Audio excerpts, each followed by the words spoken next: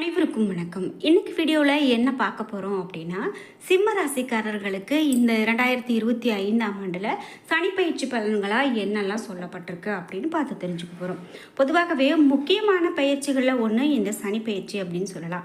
இந்த கிரக பயிற்சிகள் தான் கண்டிப்பாக ஒருவருடைய வாழ்க்கையில் மிகப்பெரிய மாற்றங்களை ஏற்படுத்தும் அப்படின்னு சொல்கிறதால இந்த சனிப்பயிற்சியானது இந்த ஆண்டு சிம்மம் ராசிக்காரர்களுக்கு எப்படி இருக்க போகிறது அப்படின்னு பார்க்கலாம். அசுப பலன்கள் உண்டாகுமா, சுப பலன்கள் இருக்கா, இது எல்லாம் தெரிஞ்சுக்க போகலாம்.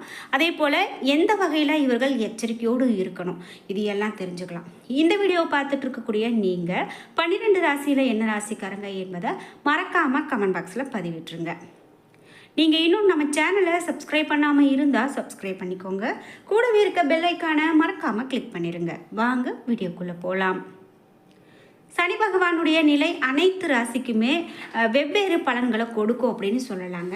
இந்த 2025ஆம் ஆண்டில் சிம்ம ராசிக்காரர்கள் சனி பயிற்சி மார்ச் 29 மற்றும் ஆண்டு இறுதி வரை இருக்கும் அப்படின்னு அந்த ராசிக்காரர்களுக்கு சொல்கிறாங்க. சனியினுடைய இந்த நிலை சிம்ம ராசிக்காரர்களுக்கு நல்லது கிடையாதான். இந்த ராசிக்காரர்கள் உடல் நல பிரச்சனைகளை சந்திக்க நேரிடலாம். 2025ஆம் ஆண்டில் சனி பகவான் சிம்ம ராசியில் எப்படியெல்லாம் பாதிப்பை ஏற்படுத்துவார் அப்படிங்கிறது நம்ம தெரிஞ்சுக்கிறது முக்கியம். இந்த ஆண்டினுடைய தொடக்கத்தில் சனி பகவான் சிம்மராசியில் இருந்து 7வது இடத்துல இருப்பார். இந்த காலகட்டத்தில் கணவன் மனைவி இடையே அடிக்கடி சண்டைகள் வர்றதுக்கான வாய்ப்பு இருக்குது. சில சமயங்களில் இந்த சண்டைகள் பெரிய பிரச்சனையாக கூட மாறலாம். காதலர்களுக்கு பிரிவு ஏற்படலாம்.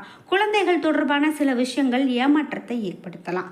இந்த மார்ச் 2025 முதல் சனி தொடங்கக்கூடிய காலகட்டம் அப்படின்னு பார்த்தீங்கன்னா, சனி பகவான் கும்பராசியில் இருந்து மீன ராசிக்கு செல்லும் போது இந்த ராசிக்கு சனியினுடைய தாக்கம் தொடங்கும். இந்த நிலை இந்த ராசிக்காரர்களுக்கு நல்லது கிடையாது அப்படின்னும், அவர்களுடைய உடல்நிலையில ஏற்ற இறக்கங்கள் ஏற்படலாம் என்றும் சொல்லப்படுது.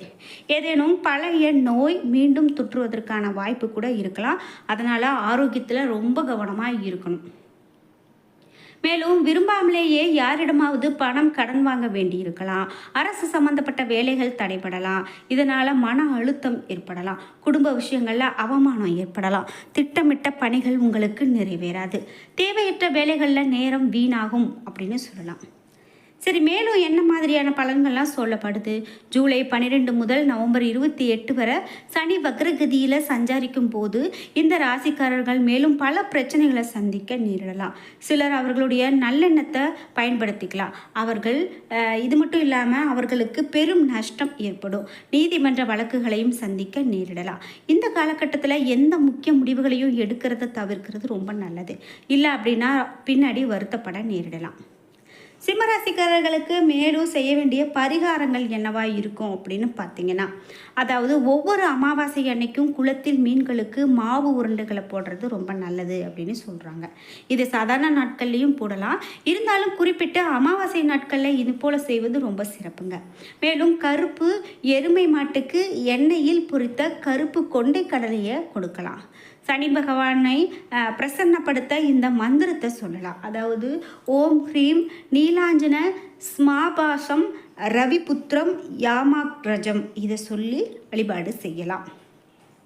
ஒவ்வொரு சனிக்கிழமையும் கருப்பு நாய்களுக்கு கருப்பு பசுவுக்கு ரொட்டி கொடுக்கறது நல்லது அப்படின்னு சொல்கிறாங்க. சனி பகவானுக்கு எள் சாதம் நெய்வேத்தியமாக கொடுக்கலாங்க. அதுவும் ரொம்ப ரொம்ப நல்லது. அப்படியெல்லாம் நம்ம கடைப்பிடிக்கும் போது கண்டிப்பாக சனியினுடைய தாக்கம் குறையும் என்று சொல்லப்படுது. சரி, மேலும் என்ன மாதிரியான பலன்கள் அப்படின்னு பார்த்தீங்கன்னா, சிம்மராசிக்காரர்கள் பரபரப்புடன் பறந்து விரிந்த மனப்பான்மை கொண்டவங்க. 2025ஆம் ஆண்டு குறித்து பலருக்கும் பலவித எதிர்ப்புகள் இருக்கலாம். 2025 சனிப்பெயர்ச்சியில் சிம்ம ராசிக்கு அஷ்டம சனி தொடங்குது. இது என்ன மாதிரியான தாக்கத்தை ஏற்படுத்தும், என்னென்ன குழப்பங்கள் நிலவும், சனிப்பெயர்ச்சியால் சிம்ம ராசிக்காரர்களுக்கு வர இருக்கக்கூடிய நன்மை தீமைகள் என்ன அப்படின்னு பார்க்கும்போது, இந்த சிம்மராசி இத்தனை நாள் சனி பகவான் 7ஆம் இடத்துல அமர்ந்திருந்தார். 7ஆம் இடம் என்பது கலஸ்திரஸ்தானம். இது மட்டும் இல்லாமல் இந்த சிம்மத்துக்கு அதிபதி சூரியன். 7ஆம் இடம் சனி பகவான். சூரியனும் சனியும் சத்ரு கிரகங்கள். 7ஆம் இடம் திருமண வாழ்வை குறிக்கும். இது நாள் வர அவர்களுக்கு திருமண வாழ்வு பிரச்சனையாக இருந்திருக்கலாம். சிம்மத்துக்கு அஷ்டம சனி தொடங்குது அப்படின்னு சொல்லப்படுது. மேலும் இதனால் சனி பகவான் 8ஆம் இடத்துக்கு வரப்போகிறாரு. சனி பகவான் இருக்கும் இடத்துல பிரச்சனை கண்டிப்பாக தொடங்கிறதுக்கான வாய்ப்புகள் ஏற்படலாம். மேலும் 7.5 சனியினுடைய பாதி தாக்கம் அஷ்டம சனியில் இருக்கும். குழந்தைகள் சம்மந்தப்பட்ட விஷயத்தில் கவனமாக இருக்கணும். குழந்தைகள் விஷயத்தில் புதிய முடிவுகள் எடுக்காமல் இருக்கிறது நல்லது. திருமண வரன் சம்மந்தப்பட்ட விவகாரத்தில் சங்கடங்கள் வந்து செல்லும். இதனால் எதையுமே நன்கு திட்டமிட்டு செய்வது நல்லது. மேலும் லாபஸ்தானத்தில் குரு அமர்வதால் எவ்வளவு பிரச்சனை வந்தாலும் அதை சமாளிக்கக்கூடிய ஆற்றலும் உங்களுக்கு கண்டிப்பாக கிடைக்கும்.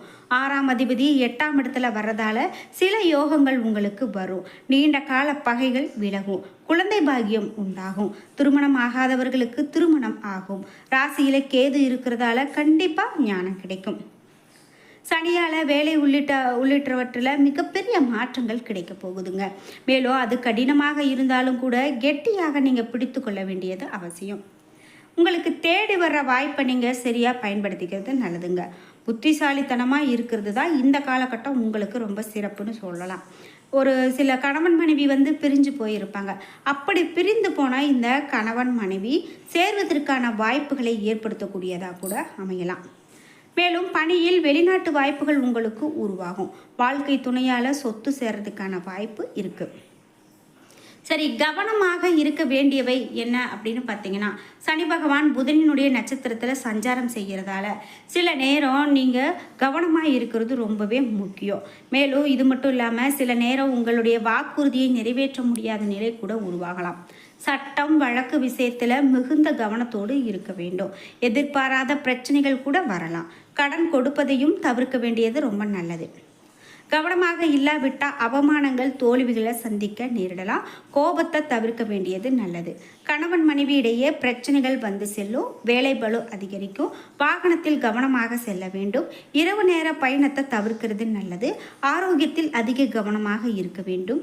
பெரிய முதலீடு தொழில் தொடங்குவதற்கு சிக்கலை ஏற்படுத்தாமல் தந்தை உடல் நலத்தில் கவனமாக இருக்கிறது ரொம்ப நல்லது. சரி, பெண்களுக்கு என்ன மாதிரியான பலன்கள் சொல்லப்பட்டிருக்கு அப்படின்னு கேட்டால், முக்கியமாக பெண்கள் கால் பாதம் பகுதியில் அதிக எச்சரிக்கையோடு இருக்கிறது நல்லது. நரம்பு சம்பந்தப்பட்ட விஷயத்திலும் கவனமாக இருக்கணும். கணவர் உறவினரிடம் யோசித்து பேச வேண்டியது நல்லது. வீண் விவாதங்களை தவிர்க்கிறது சிறப்பு. எதிலுமே நிதானமாக செயல்படுவது மிக பெரும் நன்மையை பெற்றுக் கொடுக்கும். மாணவர்களுக்கு எப்படிப்பட்ட பலனாக இருக்கும் அப்படின்னு பார்த்தீங்கன்னா, 8ஆம் இடத்துல இருக்கக்கூடிய சனி பகவான் 2ஆம் இடத்தை பார்க்கறதால வார்த்தைகளை நீங்கள் ரொம்ப கவனமாக பயன்படுத்த வேண்டும். கடன் வாங்கக்கூடாது. மாணவர்கள் படிப்பில் மிகுந்த கவனத்தோடு இருக்க வேண்டும். மேலும் ராசிக்கு 12ஆவது இடத்துல செவ்வாய் சஞ்சாரம் செய்வதால் பெண்கள் தங்களுடைய ஆரோக்கியத்தில் மிகுந்த கவனம் செலுத்த வேண்டியது நல்லது என சொல்லப்படுது.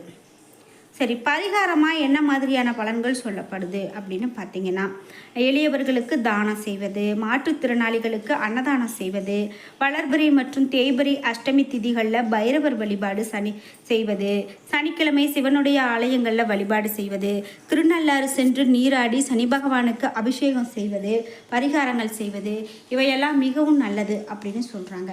பொதுவாகவே ஒரு கிரக பயிற்சி அப்படிங்கும்போது அந்த கிரக பயிற்சி மற்ற எல்லா ராசிகளை காட்டிலும் நமக்கு ஒரு முக்கியத்துவமாக அதிகமான பாதிப்புகளையோ அதிகமான எச்சரிக்கையோ கொடுக்குது அப்படின்னு சொன்னால் நீங்கள் கண்டிப்பாக நவகிரக வழிபாடு மேற்கொள்வது கூட உங்களுக்கு நல்லதுங்க. மேலும் நாம் சனி பகவானுக்கு வழிபட்டு வாங்க. சனிக்கிழமைகளில் அவருக்கான வழிபாடுகளையும் அவருக்கான தீபங்களை ஏற்றி வழிபட்டுட்டு வாங்க. நிச்சயமாக அது உங்களுக்கு பெரிய பாதிப்புகளை எதுவும் ஏற்படுத்தாமல் சனி பகவானுடைய பார்வை இருக்கும் அப்படின்னு சொல்லலாம். மேலும் இது மட்டும் இல்லாமல் இந்த 2025வது ஆண்டு 2025வது ஆண்டில் ரொம்பவே எச்சரிக்கையோடு இருக்க வேண்டிய சில விஷயங்கள்லாம் சொல்கிறாங்க. முக்கியமாக ஆரோக்கியத்தில் அதிக கவனம் செலுத்த வேண்டியது நல்லது. நீங்கள் எந்த ஒரு உணவையும் தேவையில்லாமல் சாப்பிட்றதும் தப்பு. அப்படி தேவையோடு அளவோடு சாப்பிட்டு நிறைவான வாழ்க்கை வாழ்வது தான் நல்லது அப்படின்னு சொல்லப்படுது. இப்படி ஒவ்வொரு ராசிக்காரர்களுக்கும் ஒவ்வொரு பலன்கள் சொல்லப்படுது. என்ன நண்பர்களே, இன்றைக்கி வீடியோவில் நாம் இந்த ராசிக்காரர்களுக்கு எப்படிப்பட்ட பலன்கள்லாம் அமையும் அப்படின்னு நிறைய பயனுள்ள தகவல்களை தெரிஞ்சுக்கிட்டோம். இந்த வீடியோ உங்களுக்கு ரொம்பவே பயனுள்ளதாக இருந்திருக்கும். வீடியோ உங்களுக்கு பிடிச்சிருந்தா லைக் பண்ணுங்கள், ஷேர் பண்ணுங்கள், கமெண்ட் பண்ணுங்கள். நீங்கள் இன்னும் நம்மளுடைய சேனலை சப்ஸ்கிரைப் பண்ணாமல் இருந்தால் சப்ஸ்கிரைப் பண்ணிக்கோங்க. கூடவே இருக்க பெல் ஐக்கானை மறக்காமல் கிளிக் பண்ணிடுங்க. நன்றி வியூவர்ஸ்.